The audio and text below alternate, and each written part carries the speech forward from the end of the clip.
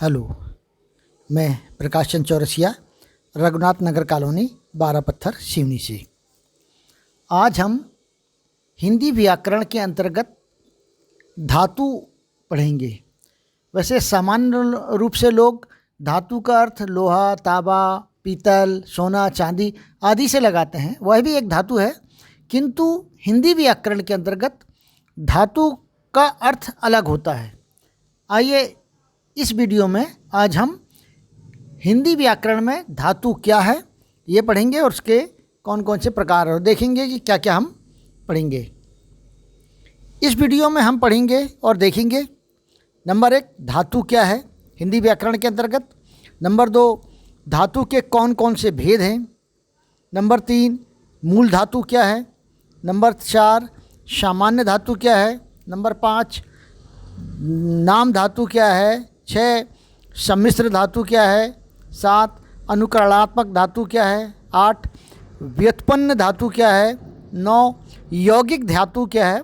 और यौगिक धातु के भी जो 2 भेद हैं, प्रथम प्रेरणात्मक धातु और द्वितीय प्रेरणात्मक धातु, इसके बारे में हम पढ़ेंगे। तो आइए हम अपना वीडियो शुरू करते हैं। सबसे पहले देखें हम कि धातु क्या होती है। तो क्रिया का मूल रूप धातु होता है। क्रिया का जो मूल रूप होता है वो धातु होता है। क्रिया के साधारण रूपों में अंत में ना लगा रहता है। जो साधारण रूप रहते हैं, सामान्य रूप रहते हैं, उसमें अंत में ना लगा होता है। जैसे आना, जाना, खाना, खेलना, कूदना आदि। साधारण रूप से अंत के ना निकाल देने पर जो बाकी बचे उसे क्रिया की धातु कहते हैं। वही क्या होता है, मूल धातु भी होती है। जैसे आ, जा, खा, खेल, कूद, ये सभी धातु हैं और ये मूल धातु हैं। इसमें ही हम प्रत्यय लगाकर अन्य शब्द और बना लेते हैं। तो ये धातु की मूल रूप से परिभाषा हो गई। आगे हम देखेंगे कि धातु के भेद कौन कौन से हैं। तो किसी उसमें 5 धातु के भेद दिए हैं, किसी ने 6 दिया है। यहाँ पर 7 दिया हूँ मैंने, ताकि सारे अगर परीक्षा में कुछ भी आए तो आपको किसी प्रकार की कोई दिक्कत ना हो, इसलिए 7 प्रकार इसमें धातु के भेद बताए हैं। पहला है मूल धातु, अगर आगे हम पढ़ेंगे कि मूल धातु क्या है। दूसरा सामान्य धातु क्या कहलाती है। तीसरा नाम धातु क्या कहलाती है। चौथा सम्मिश्र धातु क्या कहलाती है। पाँचवा अनुकरणात्मक धातु क्या कहलाती है। छठवां व्युत्पन्न धातु क्या कहलाती है और 7वां यौगिक धातु क्या कहलाती है। इसके संबंध में हम विस्तृत में पढ़ेंगे। आइए सबसे पहले देखिए हम मूल धातु। यह स्वतंत्र होती है। मूल धातु जो होती है वो स्वतंत्र होती है, अर्थात अन्य शब्द पर निर्भर नहीं होती। वह स्वयं ही एक शब्द का निर्माण करती है, अर्थात उसमें किसी और शब्द को जोड़ने की आवश्यकता नहीं पड़ती। वो स्वयं अपने आप में जो मूल धातु होती है उसमें वो अपने आप में एक पूर्ण शब्द होती है, अर्थात इसमें अन्य शब्दों को जोड़ा नहीं जाता। जैसे खा, जा, पी, रोक, ला आदि आदि जो शब्द हैं वो मूल धातु के कहलाते हैं और इसमें किसी अन्य शब्द को जोड़ने की आवश्यकता नहीं पड़ती। एक वाक्य में मैं आपको इसका उदाहरण के रूप में देख रहा हूँ कि तुम इस फल को खा लो। खा लो, खा अपने आप में एक शब्द है और ये मूल धातु के उदाहरण हैं। दूसरा देखें हम, उसे कह दो वह रोक ले। रोक भी अपने आप में एक मूल धातु है। तुम दूध, यहाँ दूध था लिखा हो गया, दूध पी जाओ, तुम दूध पी जाओ, तो यहाँ पर भी क्या हो गया, ये मूल धातु के ये हो गया। दूसरा अगर हम देखें, दूसरा धातु का प्रकार है सामान्य धातु। सामान्य धातु, ये जो सामान्य धातु है, धातु के मूल रूप में ना प्रत्यय लगाने पर जो रूप बनता है उसे सामान्य धातु कहते हैं। जैसे पढ़, धन, ना, इसमें पढ़ने में पढ़ जो है मूल धातु है, इसमें ना शब्द लगा दिया जाए, ना प्रत्यय लगा दिया गया है, तो पढ़ना। लिख, धन, ना, लिखना। आ, धन, ना, आना। खा, धन, ना, खाना। तो ये जो मूल धातु है, पढ़, लिख, आ, खा, इसमें ना प्रत्यय लगाने पर जो नया शब्द बनता है, पढ़ना, लिखना, आना, खाना, यह सामान्य धातु कहलाती है। तीसरा देखिए हम नाम धातु। आम तौर पर सभी क्रियाओं की रचना किसी न किसी धातु से होती है, लेकिन यदि किसी क्रिया की रचना धातु से ना होकर संज्ञा, सर्वनाम या विशेषण से हो तथा जिसमें आना या इयाना प्रत्यय लगाकर शब्द बनते हों, वह नाम धातु कहलाती है। वह क्या कहलाती है? नाम धातु कहलाती है। जैसे उदाहरण देखें, संज्ञा से देखते हैं। हाथ एक संज्ञा शब्द है, तो हाथ से हथियाना, बात से बतियाना, चिकना से चिकनाना, गरम से गरमाना, तो ये नाम धातु के प्रमुख उदाहरण हैं। अगला देखेंगे हम सम्मिश्र धातु, जिसको मिश्र धातु भी कहते हैं।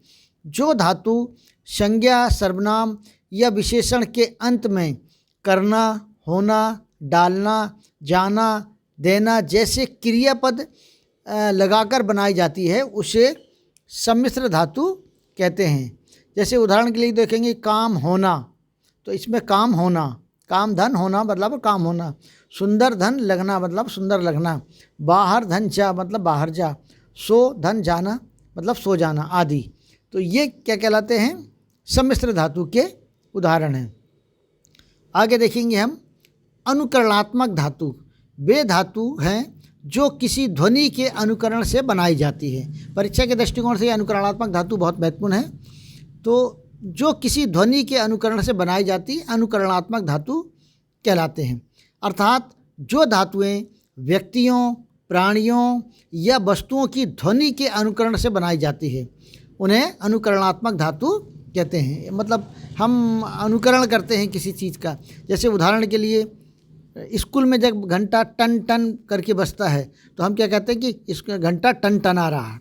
तो यहाँ पर टन टन से टन टन आना, और घंटी की जो आवाज़ है, जो ध्वनि है, उससे ही एक नया शब्द का खट खट से खटकना, सट सट से सटकना, हट हट से हटकना। तो इस तरह के जो शब्द है, ये अनुकरणात्मक धातु के प्रमुख रूप से उदाहरण हैं। अगला देखेंगे हम व्युत्पन्न धातु। इसमें मूल धातु प्रत्यय लगाकर या किसी और कारण से या जिस धातु शब्द के मध्य अर्थात क्रिया के मध्य वा जोड़कर बनाई जाती है, वो व्युत्पन्न धातु। ये इसमें वा जोड़कर मध्य में व्या जोड़कर बनाई जाती है। जैसे पढ़, पढ़ना से पढ़वाना, इसमें पढ़ना में दोनों के बीच में क्या लगा दिया? वा लगा दिया। लड़ना से लड़वाना, और जागना से जगवाना, चलना से चलवाना। तो इसमें वा जो है को मध्य में जोड़कर बनाए हैं, इसलिए ये व्युत्पन्न धातु कहलाती है। आगे देखेंगे हम यौगिक धातु। परीक्षा के दृष्टिकोण से ये भी बहुत महत्वपूर्ण है। जब धातु के साथ किसी प्रत्यय का योग किया जाता है, तो उसे यौगिक धातु कहा जाता है। यह धातु अनंत है, अर्थात ये एक अक्षरी, दो अक्षरी, तीन अक्षरी, चार अक्षरी अलग अलग होती है। तो यौगिक धातु के तीन प्रमुख प्रकार से बनती है। यौगिक धातु जो होती है वो तीन प्रमुख प्रकार से बनती है। अब कौन कौन से तीन प्रकार हैं? सबसे पहले देख लें, धातु में प्रत्यय लगाने से अकर्मक से सकर्मक और प्रेरणात्मक धातु बनती है। इन्हें प्रेरणात्मक यौगिक धातु कहते हैं। इन्हें क्या कहते हैं? प्रेरणात्मक यौगिक धातु कहते हैं। ये दो प्रकार की होती है, एक प्रथम प्रेरणात्मक, दूसरा द्वितीय प्रेरणात्मक। अब प्रथम प्रेरणात्मक देख लें, इसमें आना, लाना शब्द लगे होते हैं, और इसमें जो कर्ता होता है वो स्वयं कार्य किया जाता है। इसमें जो कार्य होता है वो स्वयं किया जाता है, प्रथम व्यक्ति के द्वारा ही कार्य किया जाता है, तो वो कहलाती है प्रथम प्रेरणात्मक। जैसे पढ़ धन आना, पढ़ाना, पढ़ाना व्यक्ति स्वयं पढ़ाएगा।